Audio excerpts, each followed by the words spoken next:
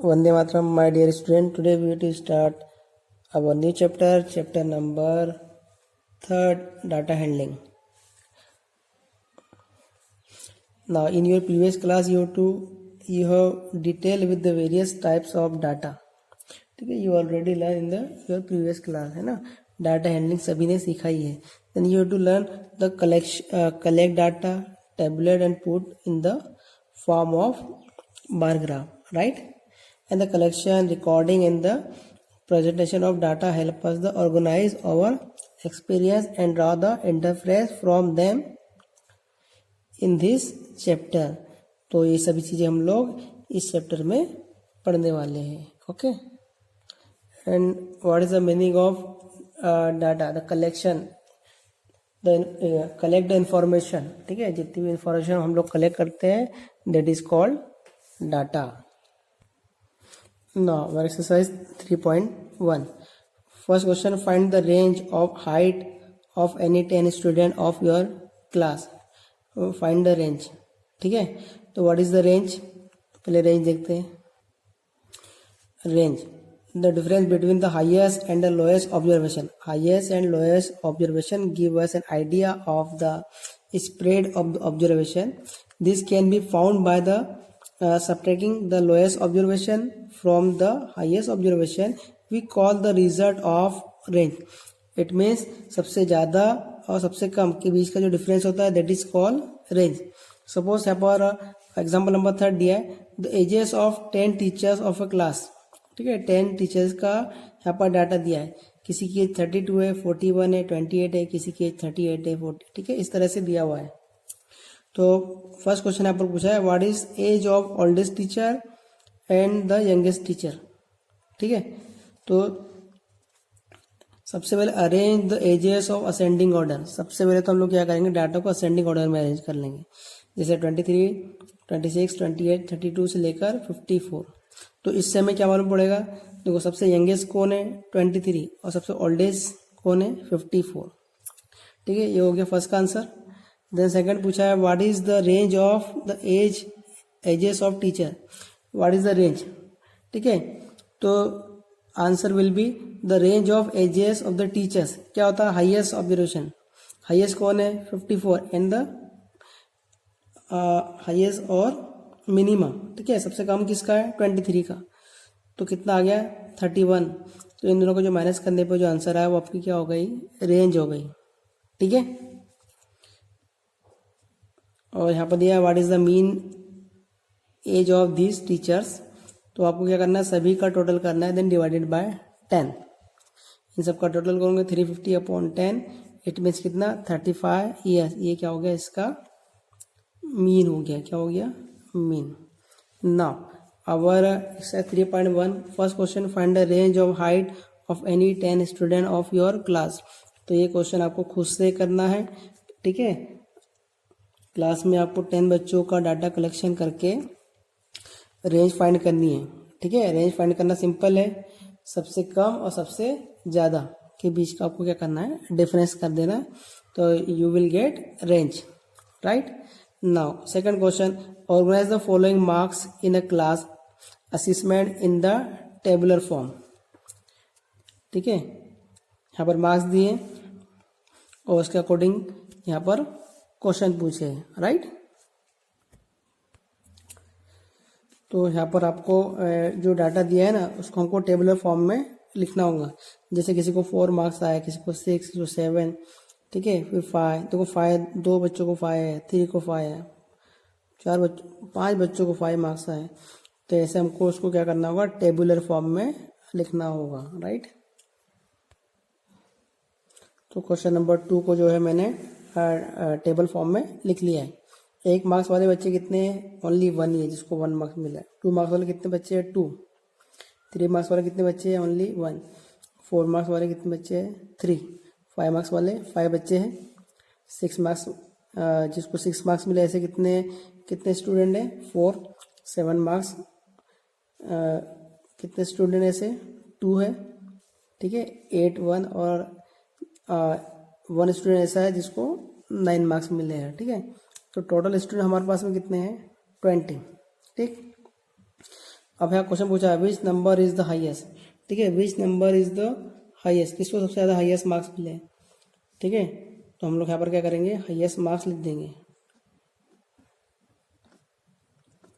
तो highest marks किसको मिले, जैसे आपने टेबल फॉर्म में इसको कन्वर्ट किया तो आपको मालूम पड़ गया हाईएस्ट मार्क्स कितने हैं, 9, देखिए आपको highest marks 9। Then second question पूछा है which number is the lowest, ठीक है, सबसे लोएस्ट मार्क्स किसको मिले, ठीक है। तो लोएस्ट मार्क्स मतलब सबसे कम कितने हैं, 1, ठीक। देन थर्ड क्वेश्चन है what is the range of data, ठीक है, what is the range of data. तो हम लोग यहाँ पर क्या लिखेंगे, रेंज ऑफ डाटा, ठीक है। रेंज ऑफ डाटा क्या होता है, सबसे हाईएस्ट और लोएस्ट को आपको क्या करना है, डिफरेंस कर देना है। तो यहाँ पर मैं क्या लिख दूंगा,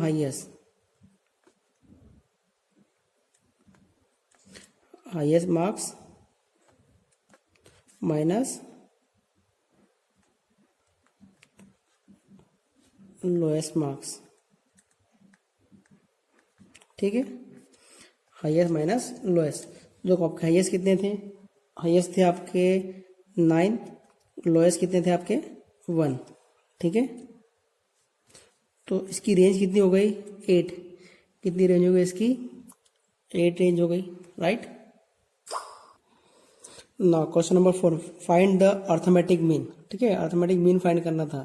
तो अर्थमेटिक मीन इट मीन्स क्या होता है, sum of observation upon number of observation, ठीक है। सम ऑफ ऑब्जर्वेशन मतलब आपको जो भी दिया है उन सबका टोटल कर दो आप। आपको देखो 4, 6, 7 जितने नंबर दिए थे उन सबका मैंने क्या कर दिया, सम कर दिया, और टोटल नंबर कितने थे हमारे पास में 20, 20, ठीक है। इन सबका अगर आप सम करने जाओगे तो आपके पास आंसर आएगा कितना, 100 अपॉन 20, ठीक है। तो इसका आंसर मुझे क्या मिल गया, 5।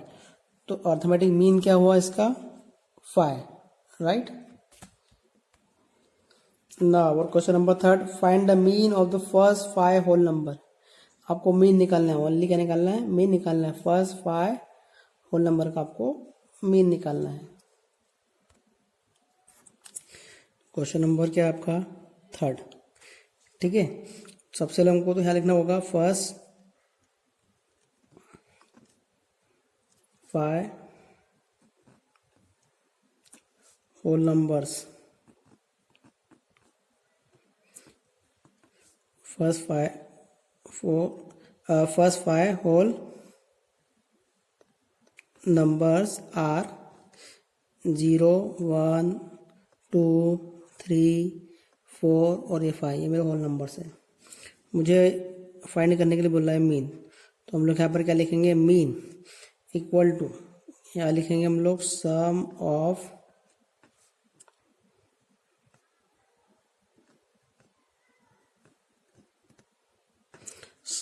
ऑब्जर्वेशंस, ठीक है, सम ऑफ ऑब्जर्वेशन अपॉन में क्या लिखेंगे, नंबर ऑफ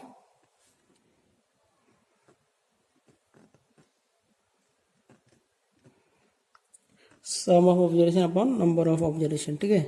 तो आपके पास नंबर क्या है, 0 + 1 + 2 + 3 + 4 + 5 अपॉन कितने नंबर से टोटल, 1, 2, 3, 4, ओके 5 नंबर बोले तो ये 5 को नहीं लेंगे हम लोग, ठीक है। फर्स्ट 5 होल नंबर तो 1, 2, 3, 4, 5, ठीक है। तो यहाँ से भी जाएगा, तो टोटल नंबर कितने हमारे पास में, 5, राइट। तो देखो ये हो गया 1 और 2, 3, 3 और 3, 6, 6 + 4, 10, 10 अपॉन 5। तो ये कितना बन जाएगा, 5 × 5, 5 × 2 = 10। तो कितना आ गया हमारा मीन, 2, कितना आ गया, 2। Now question number 4, a cricket score of the following runs in 8 inning, ठीक है, फाइंड द मीन। तो आपको क्या करना है, इन सबका टोटल कर देना है, डिवाइडेड बाय 8 कर देना है, तो आपको क्या मिल जाएगा, मीन। ये क्वेश्चन आपके लिए होमवर्क में है, okay. Now question number 5, following table show the points of each player score in the 4 games, ठीक है। प्लेयर ए गेम 1 में 14, गेम 2 16, गेम 3 और गेम 4, ठीक है। प्लेयर बी में गेम 1 में 0, इसमें 8, इसमें 6 और इसमें 4, और सी में क्या हुआ 8, 11 और थर्ड तो उसने खेला ही नहीं, और इसमें कितने मिले उसको 13, ठीक है। तो now answer the following question. इस डायग्राम को देखने के बाद आपको आंसर देना है। Find the mean to determine a age average number of point score per game, ठीक है। इसका एवरेज निकालना है किसका, प्लेयर ए का, ठीक। Then find the mean of the point, लिखा find the mean number of point पर game for C, will you divide the total point by 3 और 4। देखो अगर हमको इस सी जो है ना यहाँ पर सी, इसका अगर मीन निकालना तो किससे डिवाइड करना होगा। इसमें तो 4 गेम है 1 2 3 4, लेकिन इसने कितने खेले हैं, ओनली 1 2 एंड 3, तो हमको किससे डिवाइड करना होगा यहाँ पर 3 से, किससे 3 से, ठीक है। फिर लिखा है be played all the 4 game, तो वीडियो फाइंड द मीन, इसका भी मीन फाइंड करना है प्लेयर बी का, और who is the best performer ये भी फाइंड करना है, राइट। तो क्वेश्चन 5 लिखेंगे अपन, क्वेश्चन 5, ठीक है। यहाँ लिखेंगे ए एज एवरेज, ठीक है ना।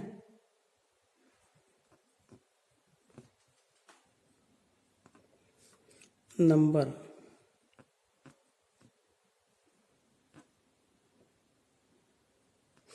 Average number off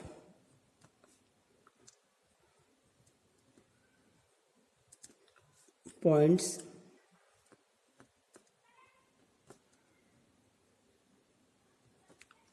score per game,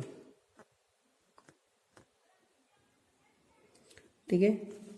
देखो एक का हमको क्या निकालना है, एवरेज निकालना है, तो हमको क्या करना होगा, सम करना होगा, ठीक है। तो यहाँ लिख दूँ मैं सम ऑफ पॉइंट, ठीक है, sum of point in all 4 game. मुझे अगर ए का एवरेज निकालना है तो मुझे क्या करना होगा, sum of point in all 4 game, उसने 4 गेम खेले थे उन सब में मुझे क्या करना होगा, सम करना होगा, और यहाँ पर लिखना होगा नंबर ऑफ गेम्स, यहाँ क्या लिखना होगा, नंबर ऑफ गेम्स, राइट है। तो देखो टेबल में क्या दिया है, टेबल में दिया है फर्स्ट में उसको कितने मिले थे 14, देन 16, देन 10, देन अगेन 10, ठीक है। अपन कितने 4, ठीक। तो देखो 16 और 14 कितना हो गया उसका 30, 40 और 50, 50 अपॉन 4, 50 अपॉन 4 को डिवाइड करोगे तो आपका आंसर आ जाएगा 12.5। ये क्या हो गया, ए का एवरेज हो गया कितना 12.5। अब हमें बी के लिए भी निकालना होगा, ठीक है ना, बी के लिए भी निकालना होगा। क्या लिख दूँ मैं, be played all the 4 game, ठीक है। बी ने भी तो 4 गेम खेले थे, तो इसका मीन कितना हो जाएगा, बी का मीन हो जाएगा, देखो उसको 0 8 6 और ये 4, ठीक है। उन सबको टोटल कर दूंगा, और टोटल कितने थे गेम 4 थे, ठीक है। तो ये कितना हो जाएगा आपका, देखो ये हो जाएगा आपका 8 और 6 14, ठीक है, 14 और 4 18, तो 18 अपॉन 4, तो 18 अपॉन 4 इट मीन्स कितना हो जाएगा आपका, वो हो जाएगा 4.5। कितना हो जाएगा ये भाई, 4 1 4, 4 4 16, ठीक है, 4 10 जाएगा, मतलब ये बन जाएगा 4.5, ठीक है। तो ए का निकाल लिया हमने, बी का निकाल लिया, ठीक है। तो बी का एवरेज कितना होगा 4.5, ठीक। उसी तरह हम लोग आपका जो क्वेश्चन नंबर 4 थे, देखो average player, average best performer हमको फाइंड करना है, ठीक है। तो यहाँ पर क्या लिख लूँ मैं, average, average of player A का जो एवरेज कितना हमारे पास में हमने फाइंड किया था 12.5 था, ठीक।